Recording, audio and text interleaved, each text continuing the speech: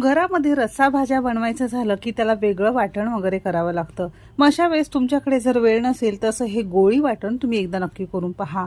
Fridge शिवाय 15 दिवस चांगलं राहतं आणि फ्रीज मध्ये महिना दीड महिना अगदी व्यवस्थित राहतं। तर ही माझ्या आजीची पारंपरिक रेसिपी आहे। कसं असतं ना, पूर्वीच्या काळी फ्रीज नसायचे, मग फ्रीज शिवाय असं हे गोळी वाटण ते तयार करून ठेवायचे। जेव्हा ही भाजी रस्सा भाजी तयार करायची झाली की अगदी 2 ते 3 मिनिटात त्यांची मस्त चुलीवरची रस्सा भाजी तयार व्हायची। तर तीच ही आजीची पारंपरिक गोळी वाटणाची रेसिपी मी तुमच्यासोबत शेअर करणार आहे। गोळी वाटण तयार करून त्यापासून कोणकोणत्या रस्सा भाज्या तुम्हाला तयार करता येतील ते सुद्धा दाखवलेलं आहे। किंवा सकाळच्या डब्यासाठी चमचमीत सुक्या भाज्या बनवायचं असेल तर हे वाटण वापरून कशा बनवायचं त्याची सुद्धा माहिती पुढे व्हिडिओमध्ये मी तुमच्यासोबत शेअर केलेली आहे। रेसिपी नेहमीप्रमाणे भरपूर टिप्ससह तुमच्यासोबत मी शेअर केलेली आहे, म्हणून ती अगदी शेवटपर्यंत नक्की पहा।